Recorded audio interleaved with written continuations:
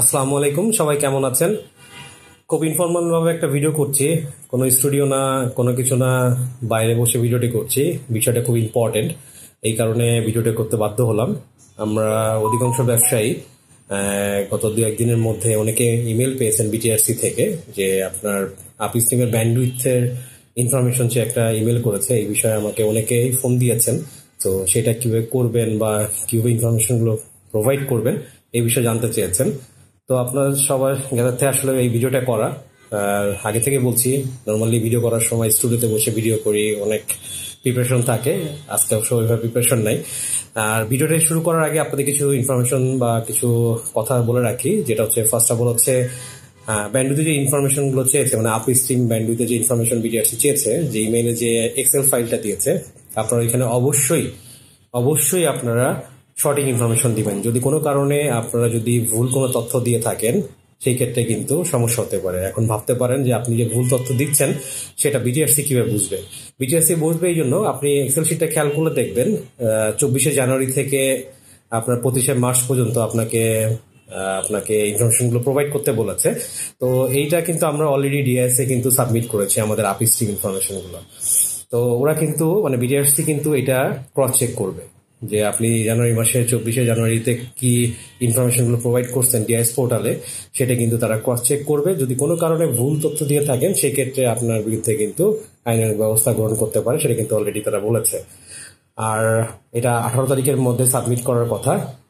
আমরা সবাই মানে যারা আইএসপি বিজনেস করছি আমরা সবাই খুব ব্যস্ত, কারণ আগামীকাল সকালবেলা মানে 17 তারিখে কিন্তু আমাদের নির্বাচন অনুষ্ঠিত হবে 2025-27।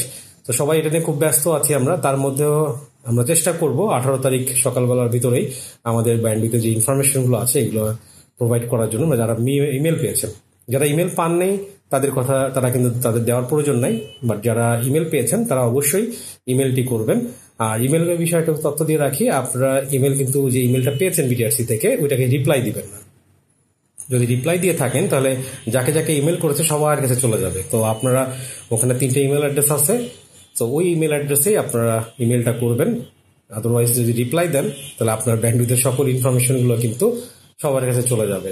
চলেন আমরা এখন এক্সেল ফাইলটি দেখি কোথায় কি বা কি ধরনের ইনফরমেশন চেয়েছে এবং আমরা কিভাবে ইনফরমেশনগুলো দিব আমরা সেটা দেখে আসি। আমরা স্ক্রিনে এখন এক্সেল শিটটা দেখতে পাচ্ছি যে এক্সেল শিটে বিটিআরসি থেকে মেল করা হয়েছে। প্রথমে আপনার কোম্পানি ইনফরমেশন গুলো দিবেন, এখানে আপনার আইএসপির নাম দিবেন। এরপর হচ্ছে ক্যাটাগরি, থানা আইএসপি কিনা, ডিস্ট্রিক্ট বা ডিভিশন বা ন্যাশনাল হলে সেই ইনফরমেশনটা এখানে দিবেন। এরপর হচ্ছে কন্ট্যাক্ট পার্সন, আপনার যদি কোনো প্রয়োজন হয় বিটিআরসি যদি মনে করে যোগাযোগ করার জন্য কার সাথে যোগাযোগ করবে তার নামটা লিখবেন এখানে।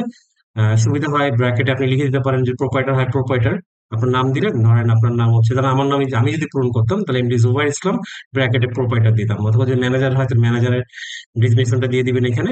এরপর হচ্ছে কন্ট্যাক্ট নাম্বার, মানে কন্ট্যাক্ট পার্সনের কন্ট্যাক্ট নাম্বারটি আপনারা এখানে দিবেন। এই হচ্ছে বেসিক্যালি আইএসপি ইনফরমেশন গুলা। এরপরে দেখেন আমাদের কাছে ইনফরমেশন চেয়েছে, এখানে দেখেন জানুয়ারি আছে, জানুয়ারি 24 থেকে শুরু করে এখানে ইনফরমেশন দিতে হবে মার্চ 25 পর্যন্ত, মানে 2025 সাল পর্যন্ত আপনাকে ইনফরমেশন গুলো দিতে হবে। এখানে কিছু নোটস দেওয়া আছে, আপনি কিভাবে ইনফরমেশন গুলো প্রোভাইড করবেন সেই বিষয়ে বলা আছে।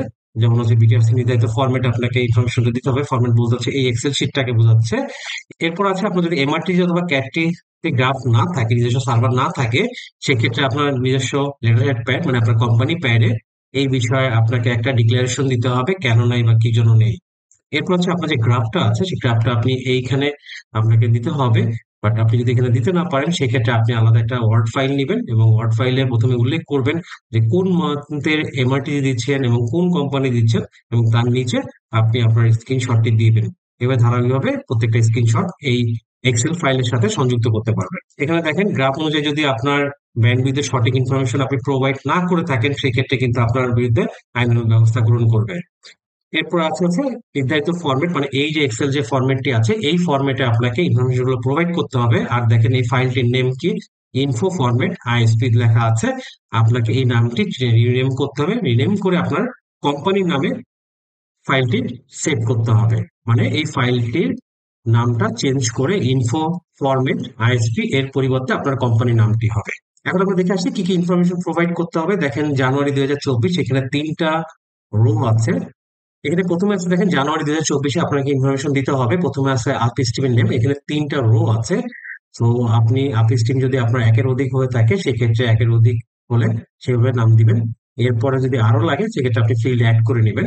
এরপর আছে ব্যান্ডউইথ অ্যালোকেশন, আপনার কত ব্যান্ডউইথ আপনি সেই আপি স্ট্রিম থেকে নিয়েছেন। আপনি যে আপি স্ট্রিম থেকে ব্যান্ডউইথ নিয়েছেন সেই আপি স্ট্রিমের নাম লিখবেন এবং কতটুকু নিয়েছেন সেই ইনফরমেশনটা এখানে দিবেন। এরপর আছে ইউনিট প্রাইস, আপনি এখানে আপনার ইউনিট প্রাইসটা দিবেন। এরপর হচ্ছে অ্যাভারেজ ট্রাফিক এবং ম্যাক্সিমাম ট্রাফিক। এটা বেসিক্যালি আপনার এমআরটি যে গ্রাফ আছে ওইখান থেকে আপনাকে ইনফরমেশন গুলো নিতে হবে। আমি আপনাদের সুবিধার্থে দেখাই।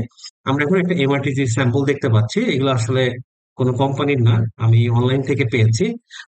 এখানে দেখেন অ্যাভারেজ দেওয়া আছে এবং ম্যাক্সিমাম দেওয়া আছে। আপনার যদি এমআরটি সার্ভার থেকে থাকে সেক্ষেত্রে ওইখান থেকে আপনি এই ইনফরমেশন নিতে পারবেন। এরপর আছে গ্রাফ। গ্রাফটা বেসিক্যালি আপনাদের যে গ্রাফের যে ছবিটা আমি দেখালাম, এই গ্রাফের স্ক্রিনশট নিয়ে আপনি ধারাবাহিকভাবে একটা ওয়ার্ড ফাইলে সাজিয়ে নেবেন। যেমন হচ্ছে এই জানুয়ারি 2024 লিখবেন, এরপরে কোম্পানি নাম লিখবেন, মানে আপস্ট্রিম নেম লিখবেন।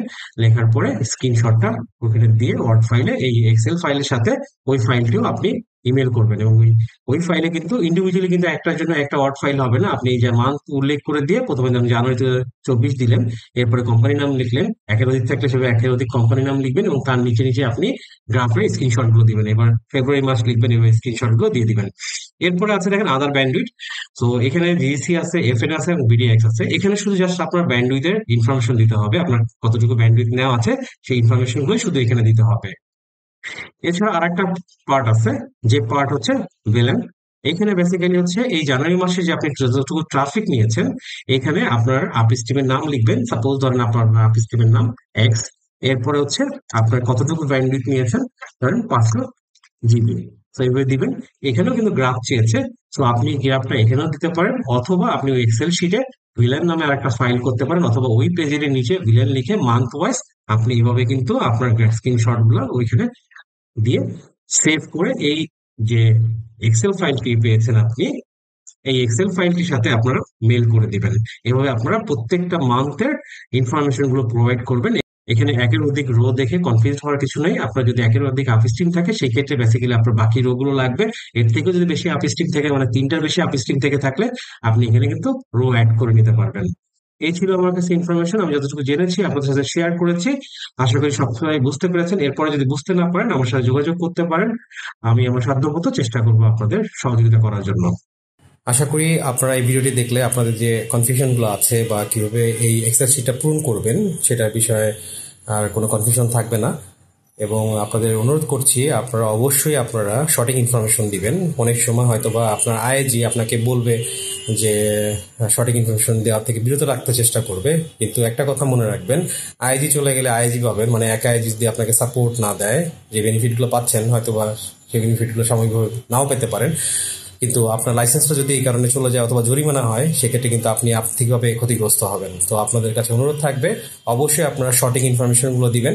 আর যদি এই বিষয়ে কোনো আপডেট আসে বা আমি জানতে পারি আপনাদের সাথে আবার শেয়ার করব।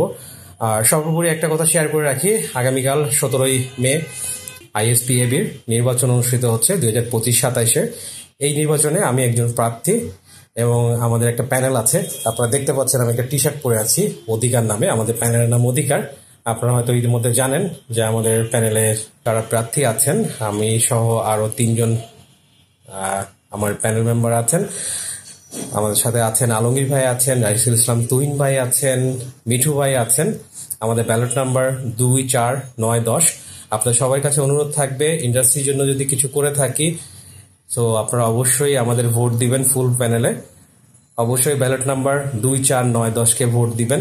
আগামীকাল 17ই মে সকাল 10টা থেকে 4টা পর্যন্ত বিরতিহীনভাবে ভোট অনুষ্ঠিত হবে। আপনারা যারা ভোটার আছেন অবশ্যই ভোট দিতে আসবেন। সবার সাথে দেখা হবে ইনশাআল্লাহ। আর যারা ভোটার না তারাও চেষ্টা করবেন আসার জন্য। সবার সাথে দেখা হবে। সবাই ভালো থাকবেন। আল্লাহ হাফেজ।